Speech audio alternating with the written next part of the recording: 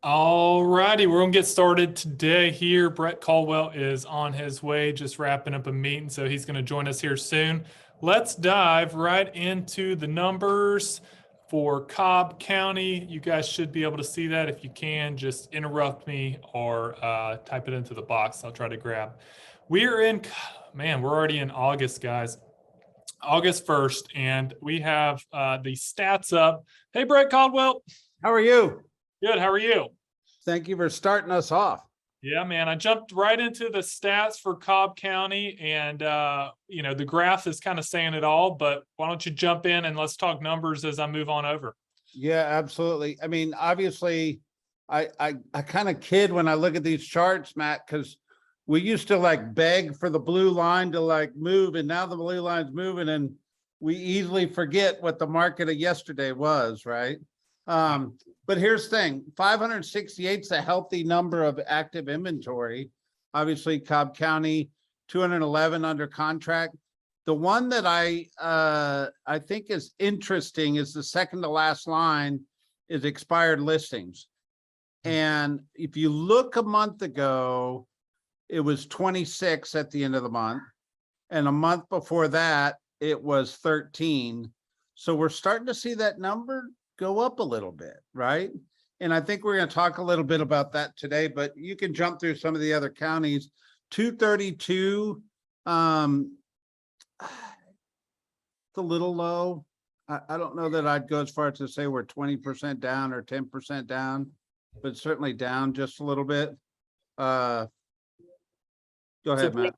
Brett, this is Paulding County, another neighboring county of the Cobb office, and you can see similarly pretty good gap going on for the first time in active and closed and pending, up to 228 at the end of the month, 221, 215.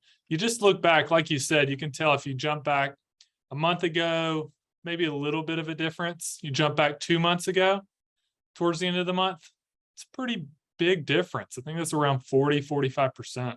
Yeah, 60 different. days. If we're looking back 60 days, you're starting to see some change in the numbers. Yeah. Why don't you jump over to Fulton and the cab? They're on the left over there. I'll go grab them. Here we go at There you Fulton. go. So Fulton, there you go. 845 active inventory, pretty healthy number, right? 336 pending. You went a month ago, it was 370. 30 days before that, it was 346. So not too much change. But look at the expired, 74 this month, 68 the month before, and 53 the month before that. So you're definitely seeing the expired listing count grow a little bit. But the closings, 303, little low for end of the month in a big county. But we go back 30 days, it was 392. 30 days before that, it was 413. That's a considerable change in end of month closings, right? So just food for thought. DeKalb County, what you got here, Matt? 540, 199, 42 expired with 40 30 days ago and 35 before that. Yeah. Like I said, it's not huge increase, but slowly going up. 176 on the closings, 249 30 days ago, 228 30 days before that. Definitely seeing a little bit of a slowdown on the closings. But so Matt, like obviously people can go to therealestatestats.com and get into these numbers. And Rick, I saw you jumped on. You've lived through some of this stuff before. I mean, we're not talking big swings or anything at this point, but I think our agent partners, they're feeling something maybe. What are y'all hearing? I mean, I would agree that days on market's probably another indicator of where we're going in the temperament for, knee-jerk quick purchases at any price. We're probably going to move back towards, the better listings sell quicker and for more money, and the subpar listings are going to sit, the ones that aren't staged and, you know, competitive, if you will. Every house might not be a great house in the coming months as the market evolves. There are also, I noticed in the trends, I mean, it's only today is the first, so it's not inconceivable. There could be some lagging data that hasn't come through the FMLS that might change that, a few of those numbers a little. Absolutely. You know, you brought up a good point, and I think one of the biggest things that we try to navigate when coaching sellers or coaching buyers is this conversation about supply and demand. And you realize we're in a market where demand has been really high and supply has been really low. And we're starting to see supply come up, and we're maybe seeing demand come down a little bit. But I just need to remind everybody, that doesn't mean we're in a buyer's market today. Like we're still in a pretty heavy seller's market. But what we're saying when we're saying, oh, we're seeing expireds go up, or maybe the closings have gone down a little bit, we're just seeing it have some movement. But we're still in a pretty high demand, low inventory market. Yeah, if we didn't have, you know, the rear view to reflect upon the immediate history, and you just dropped into the current market, you'd be like, holy cow, this is such a awesome. seller's market. Yeah. I mean, it's just perception of subtle nuance of shifting. Doesn't mean it won't continue to shift. And that's what we're watching for, trends. But, you know, I would speculate days on market. If it moves 7 days, I would be surprised, from like a week or 2 to 3. And as we all know, it takes, you know, until there's 5 months of, you know, inventory and turnover, it's considered a seller's market. Yep. And I think the thing that you said that prompted me, and I forgot to say it, was you're going to see it first in days on market and months of inventory. You will see the movement there first, right? And those two indicators just go to show that maybe demand is tapering off a little bit, or seller inventory is building up, you know, the two, supply and demand. And now we're back in high school economics. What you say, Matt? Yeah, just adding on to the skills-based conversation, Brett. I mean, I think I loved Rick's point. If we hadn't been in that previous recession market, we'd jump into this one, and we wouldn't have the fear that we have, that we're jumping all over the place back to that market. In fact, we'd be really excited about the market we're in. That being said, this market is not as easy with pricing, and you're going to have to do a little bit more work and take classes and be skills-based than you have the last 24 months, just to be transparent, where you could put a sign in the yard and anybody could get a listing and probably sell it pretty quickly with 100 showings. And we're getting more and more back to that skill-based market. And the more you prepare for it now, for what we see, days on market increasing, listings increasing, it's just going to continue to benefit you. And we're trying to prep you for that experience, if anything. I love it. I love it. All right. Rapid fire, Matt. You throw articles, we commentate. All right. So the Fed's steady approach to rate hikes could ease pressure on mortgages. You know, here's why I think this is important, is when the Fed changes the prime rate, it doesn't always directly affect mortgage rates. And most people don't understand that. They hear in the news that the Fed raised the rate 3/4 of a point. And there's a good chunk of the public that thinks the mortgage interest rate went up 3/4 of a point based off that commentary, right? And it's important to understand that there's a base rate, and then the mortgage markets are priced a little bit. Now they are related, but not 100% directly related. Rick, what would you say? I'd agree. There's not always a direct correlation, but there is a trickle down effect over time that will impact the mortgage rate. So no one's denying that mortgage rates could go up. The latest prognosticators that I've been watching and following say we're going to stay in the 5s, which is still a healthy place to be. Yeah. I think we actually saw a little bit of an uptick in demand, because I think the rates kind of stabilized and went back down a little bit, and it created a little extra motivation to put some houses under contract. So anyway, I just think it's important, because there's a lot of talk about Fed raising rates. And what does that really mean? It just means the cost of money is getting more expensive. But the banks still price things how the banks want to price them. And they have the rate from the Fed that they consider, but it's just not 100% directly related. And I think that's important to point out. For sure. Yeah, I would just add communicating. If we're having this conversation as real estate professionals who are in the market every single day, who are around mortgage brokers every single day, and we still have to give these answers, I think it would be smart for us to communicate that with our client base as well. Because it is a very confusing and not understood aspect of the mortgage industry and mortgage rates. There you go. But All it is smart too. One last point, make sure that you're having the conversation that if affordability is your biggest hurdle, which for many families, that's what they're chasing. It's not necessarily the rate or the cost of a house, it's affordability.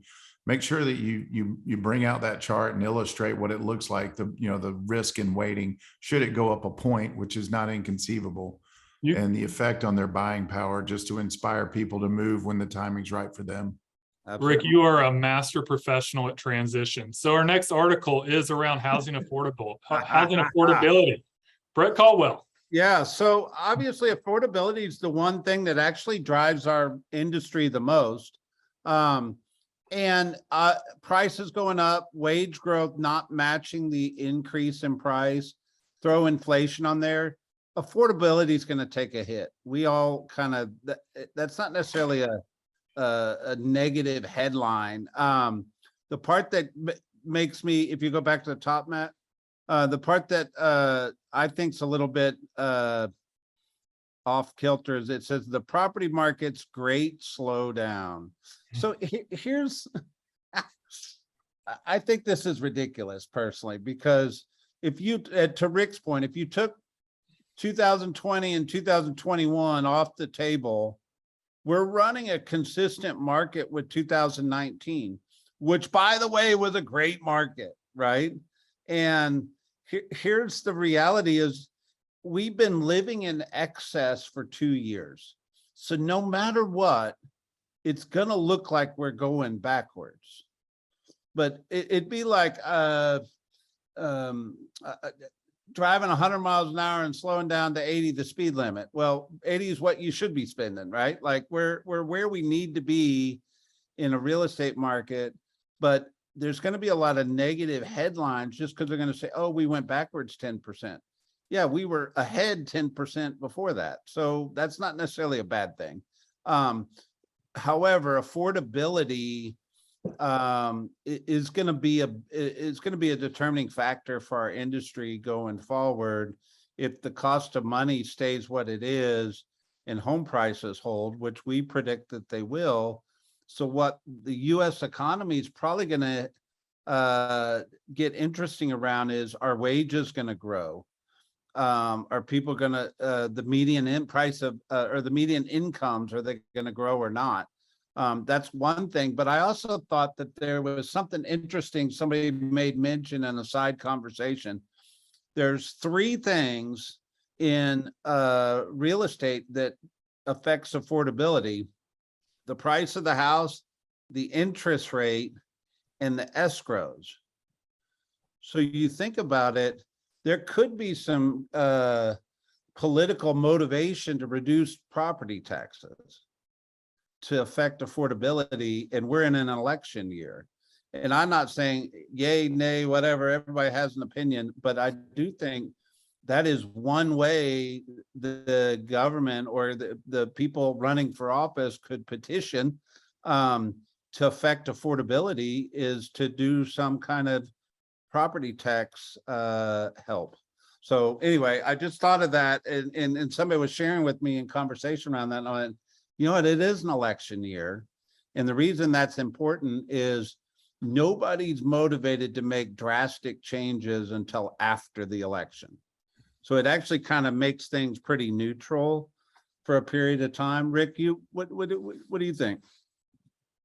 I mean, yes, there's motivation to look good so that the current, the folks currently in office stay in office. And it isn't inconceivable, just like with the gas. I believe they reduced the taxes on gas to mitigate some of that ridiculous hike in pricing. And that could happen, but like everything, if you you giveth, it taketh away, and there's no free ride. So, but I will say this, personally owning multiple properties, all of them are being regularly reassessed, and taxes have not appeared to go down. Yeah. So I'd like to see that. I think it would take some real dire circumstance, and I have a feeling it may not show up there. Who knows? But we'll see. Like I said, it's just, you realize what goes into affordability. And the other comment I'd make is, you realize affordability has always been an issue in like California or New York City, or I think the extreme of the extremes like London, England, right? Well, we live in a pretty awesome metropolitan area where affordability is actually, comparatively to the rest of the country, amazing. And the cost of living here is amazing. So I can't imagine it drastically affecting us too much, but it was a headline news article and it was worthy of a mention. Well, I mean, and that's one of the reasons, by the way, the demand is so high for housing, and people are willing to pay what they do, is they come from places where their perception is that we're on sale, not only for the house and its, but even on the tax base side. So, yep. There you go. Silver lining.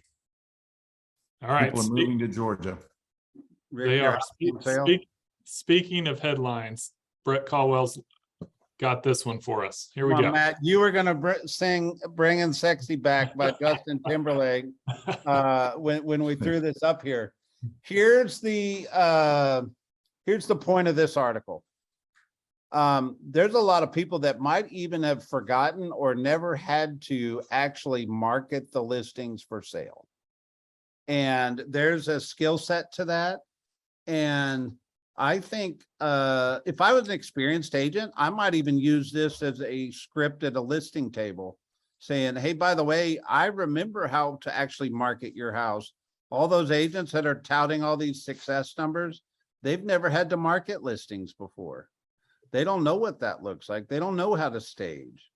And I think there's a real focus that's needed immediately in listings, how to actually bring sexy back, as the title of the article says, which means pretty photos, great presentation, great marketing, great strategy, all the above.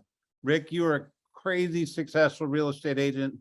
Tell me, am I crazy here, or this is a big deal? My humble opinion is your job is to not make it stressful, but also not to make it look easy. If it looks easy, it means it has little value. And in the process of creating a connection between cost and value, you've got to be able to, with high efficiency and effectiveness, show how you're different and how what you do made a difference. If not, you're replaceable with any other tool or widget that looks and acts like a realtor. So my advice is, regardless of how easy it is, make sure that your value proposition list is robust, and that you're not just sitting back hoping, FMLS, MLS, a sign in the yard. So there's the short answer. And again, you don't want your clients to sweat, but you don't want to make it look so easy that you're replaceable with something, an internet-based solution, if you will. Yeah. I actually read up. So here's a quick example. I had a friend call me, never fails. Hey, by the way, we listed our house. I'm like, that's awesome. Tell me more. And of course, there's a problem. And they listed it a month ago, and it's still not in FMLS. And I'm not going to name the company or team, but it's thankfully not Keller Williams. And as I read through the listing agreement, they were keeping 3.5, and they were charging 6, keeping 3.5, only offering 2.5, and taking a $450 processing fee. And I tried my best to just say, were you aware? And do you recognize? And by the way, I forgot this part. One of the two in the couple was actually a prior real estate professional, had a license only a few years ago. And I'm like, I'm not sure they're operating at the highest level of fiduciary duty to put you in front of the most people. Simply, she's like, well, they touted all this technology and all this exposure. And I'm like, they already brought us an offer. You know what it was? It was an investor that obviously is in their stable, you know, that whole "we buy your home" thing. And I said, to me, I think it's a dishonor and service to bring an offer a month into the listing and not having fully exposed it. And so I think as a real estate agent, your job is not really what you charge, it's what they get for what you charge. And if you can't connect the dots, you're going to lose clients and you're going to lose referrals, and the narrative is going to be diminished to nothingness. And they realize they made a mistake. They're also on the hook for 180 days. Mm-hmm. Good. Matt, what's the conversation in Signature Partners office? Like what, I think what I'm starting to hear is, oh no, my listing's set on the market for 7 days. I'm still on the market 30 days. And there's a uneasiness about that. Are you hearing that? What are y'all talking about? Oh, for sure. I mean, everything in our training calendar the next 4 weeks are 1, shift, and 2, pricing. We've gotten really lazy at what that looks like to do it a whole, and you got to realize 65-70% of agents have not been in any other market than the last 2 years. Got a lot of new agents in the industry. In fact, I was thinking, if closing units are down this year by 10% or so, which they're projecting, we had, how many realtors we had in NAR in 2019? Tell me. 1,300,000. You know how many realtors we have in 2022? Right at 1.6. So people don't always think about that, but there's 300-ish thousand more realtors, and we're gonna have a 10% dip in sales. So there's a lot more competition out there. And I think the demand issue of, hey, there's less property that's going to sell, less property that's going to close, and then we have more agents. You better be pretty good at your craft, because I think it's going to be a huge difference for sellers who are willing to pay for professionals who price right and get it sold and do the whole 9 on getting your listing back to sexy.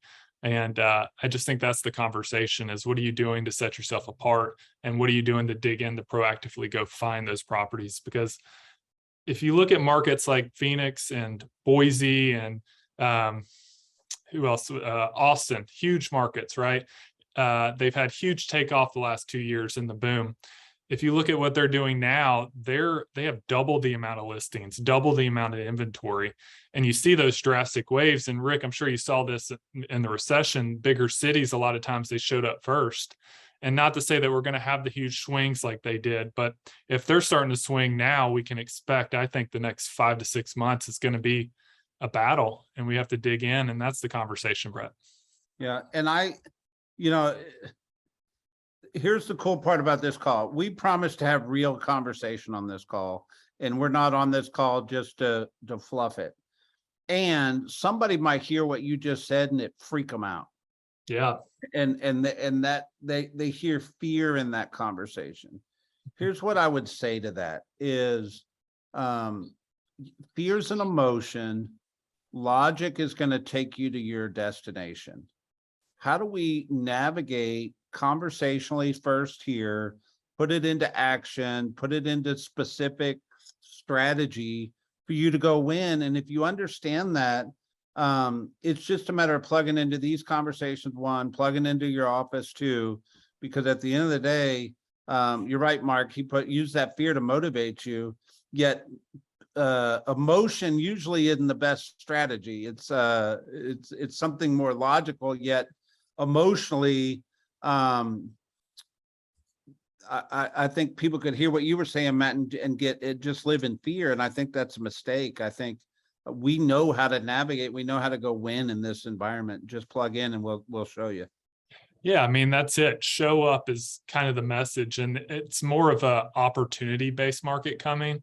And I think when you hear fear, I think people who aren't having these conversations, there's lots of fear, especially as agents. And when people fear, they kind of, for the most part, sit back and pull back. And it's just an opportunity to go out and be proactive. That's why you're here. You're here to build businesses and build wealth and build, the ability to go out and make this a business for yourself. And this is the opportunity that most people may retract, and you have the option of going in and providing logic and data. Sure. But you And make a nobody's immune to valid this. point. Yeah. You're talking about fear on behalf of the consumer, but to Mark's point, I think the agents, when you realize there's a 25% increase in real estate professionals who are all hunting and, you know, gathering just like you are, and then you recognize a 10% potential, you know, prognosticated slide in volume, that's a 35% swing. And where's that going to come from? Is it your database, and is it your, you know, pro forma, or is it your neighbor in the industry? And back to your point, man, use that fear to inspire, drive, and motivate, you know, your skills around database development, lead generation, lead conversion, staging, positioning, marketing expertise, maybe brand enhancements on your personal brand. Make sure what you're saying about yourself is what others are saying. And so there's a series of things that if you pack a parachute now, you may never have to jump out of the plane, but at least have it ready. Yep, perfect. All right, gentlemen, any questions or anything? We covered quite a bit. At the end of the day, it's just an exciting time to be in real estate. And I love these conversations. It was getting kind of boring when I kept saying, there's no houses to sell. I know they'll come someday, but we have nothing to sell right now. And now we got them to sell. Let's go sell them.